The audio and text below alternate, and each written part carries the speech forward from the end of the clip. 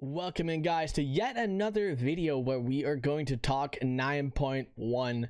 Now, this video is obviously going to be a little bit of a speculation video and also some base and obviously experience from past expansions, but we do have to talk about it. It's very important to realize that some of these things are super important when going into a new patch and also during the patch. And obviously from the title of this video, obviously from the thumbnail itself, I am sure you guys have all been, wanting to ask the question, San, what do you mean by all different ways to make lots and lots of gold in 9.1?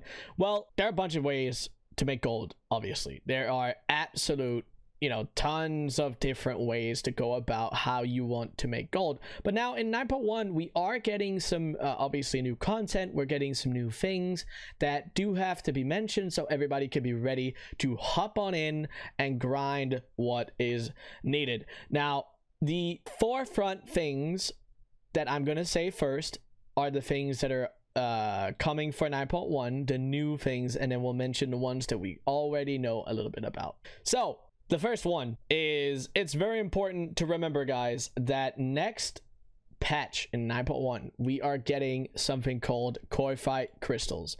Now, these Korthite crystals are going to be used for the Vestige of Origins, and the Vestige of Origins is what you use to upgrade legendaries to rank 5 or rank 6. Now, this is on the crafter side. Obviously, if you add the Vestige of Origins to a rank 3 legendary as an optional reagent, it's going to make a rank 5, and the same thing goes for a rank 4 to make a rank 6. Now, these Korthite crystals are going to be such a hot commodity, right? A very, very high in demand item, and what it looks like currently is we're going to be getting around 5 a week. And you might be putting this into a perspective of, like, how are we supposed to last with 5 Korthite crystals each? Like, it's a low amount. And something that is very important to notice is, obviously, with 9.1 not being out yet, Blizzard might add way more ways to get Korthite crystals, but as it stands currently, we are only able to get around 5 every week from one character. Now, you might be able to guess what I'm about to say. Yes, it's alt armies. Alt armies are going to be very important. If you are a legendary crafter, you need multiple alts anyway, because you need Honored with the Depths Advance, which is the new reputation, to be able to even craft the Vestige of Origins. So you're going to be doing Korthia content on 2 to 4 different characters, depending on how many base legendary professions you do have. Now, it's obviously important to notice that these Korthite crystals can be traded on the auction house. They can be traded, from person to person. You can sell them, you can do whatever with them, but these items are going to be very, very, very highly priced. So one of the easiest way for you guys to probably make gold in 9.1 is going to be grinding these Korthite crystals. Now, either if you craft the base legendaries or if you sell the Korthite crystals, that is up to you, but it is guaranteed to be a gold maker. Saying how much they're possibly going to be worth is it's really hard, but I've seen the number 10,000 gold being thrown around. Now, you can imagine if you could get 5 of these a week ish on each character you have, that's 50k a week on every single character that you do have, right? And this item, obviously, it's hard to say exactly what it's going to be worth, and if you're doing base legendaries, it's probably going to be even more in terms of opportunity cost. But yes, alt armies are going to be very good. So that if that's something you're interested in, make sure you guys go ahead and hop onto alt armies. Now, the second one, which is very much in line with what Korthite crystals are, it's base legendaries. It's base legendaries. If you guys haven't heard of them by now, I don't know what you've been doing with your gold making life. You probably, maybe you just started out, or maybe you're not interested in them at all. I'm also only going to mention them quickly because of the fact that we've been talking about them so much. It's really simple. We're getting 2 new ranks, and these are 2 new ranks that people are going to be wanting. Super high demand. So if you guys want to get into the base legendary markets, you have to level up your ranks right now before the patch is out, because when the patch comes out, all of the materials are probably going to go up and up and up and up, and that means that it's going to be even more expensive to get into the market. So if you want to get into it, you have to do it before the patch, but it will be a very good moneymaker in 9.1. Now, another thing is the fact that we're going to be having, it's very obvious, we will, as it looks and stands right now, we're not going to have new crafting or crafting consumables, right? We're not going to have new enchants, we're not going to have new pots, flasks, we're not going to have new food. It doesn't look like that at the moment, which means that the current ones that we've had in this first patch of the expansion are going to be used yet again.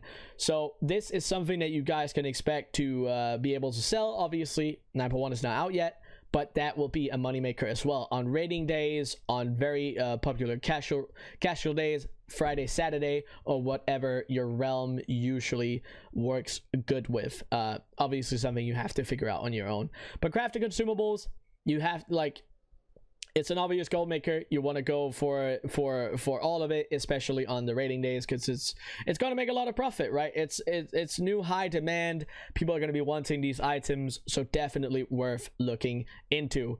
Next in line, which is the one of the more later things, is the fact that old world stuff, old world crafted stuff, materials, mounts, etc., all these things are going to have I don't know why that just happened. All these things are going to have a lot less competition, right? If you're currently doing old world crafted stuff, materials, whatever it is, it's going to have a lot less competition because a lot of players are going to be returning to current content, which means that a lot of these old world things are potentially going to be able to rise up a little bit in price because a lot of people are going to be returning to the current content, as I just said.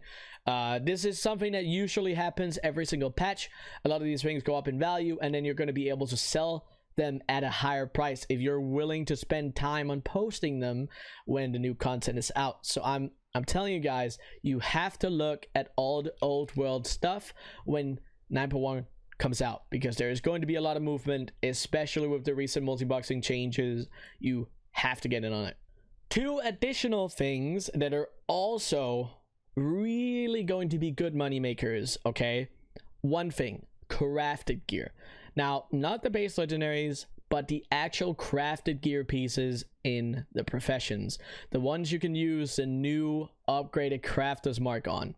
These things are going to be at a higher item level, which means that they're going to be that more and more level 60s. A lot of people are going to be running alt armies, so that means more people are probably going to be looking for additional gear that can spruce up their characters and get them to a point where they're comfortable in the new zone for Korthia. So crafted gear, if that's something you guys want to get into, for the crafter's mark, you have to get a certain amount of reputation to be able to get the new crafter's mark. I think it's honored or revered, one of those two. So if you guys are wanting to get into that, you have to be ready to collect the Stygia, of course, Stygia, whatever you want to call it, and then obviously be ready for the fact that you have to grind some reputation for it. But if you want to get into it, there is definitely an option right there. The other one is the fact that flying is going to be a thing in 9.1.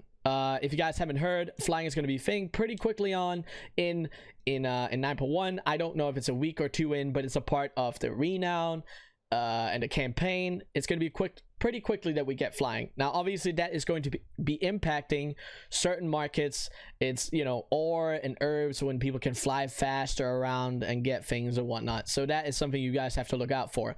But going a little bit into 9.1, right?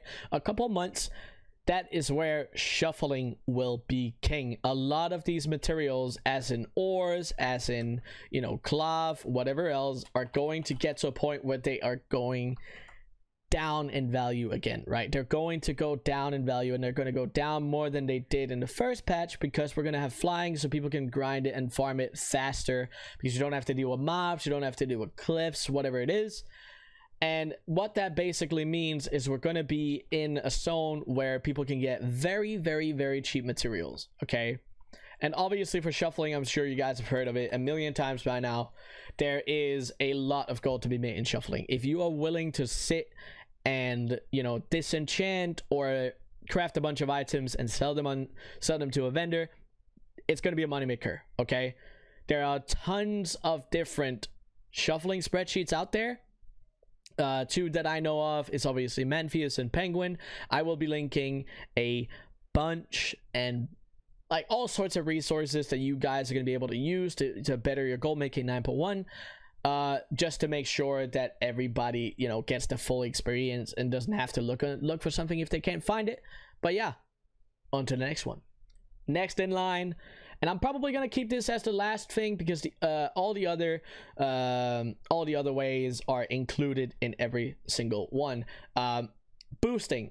Now, boosting can be done in PvP. It can be done in Mythic Plus. It can be done in raids. Whatever it is going to be a moneymaker. If you are somebody that wants to run people through raids, dungeons, PvP, whatever it is, it's going to be a big moneymaker, especially now because Blizzard has, you know, for 9.1 they're going to implement a scoring system that kind of works like Raid.io, but instead it's going to be in the game, which means more people are probably going to be interested in getting that score up, right? And there's going to be another mount for completing all of the like the Keystone Master. There's going to be another mount for that in 9.1, and there's obviously all the same reasons for PvP and all the same reasons for raiding. So boosting is obviously a very, very good idea to get into. Now, I know what you guys might say, San, this is, you know, this is common knowledge. A lot of people are already expecting all of these things, but this is an overgeneralized view at what are the most like the money makers in 9.1. Obviously, I will be talking about this a lot more when the actual patch comes out. We'll be talking about it on the podcast that I run. We'll be talking about it on the live stream, obviously, and going into much more detail when we have like staple things. And it's really important to notice that all of these might change a little bit because 9.1 isn't out yet, but you have to decide what you want to get into now so you can properly, and I mean properly, prepare for the fact that we're going to have 9.1 sooner or later. Because if you're properly prepared for a new patch, you're going to be in a position to make a lot of gold when the patch finally comes out.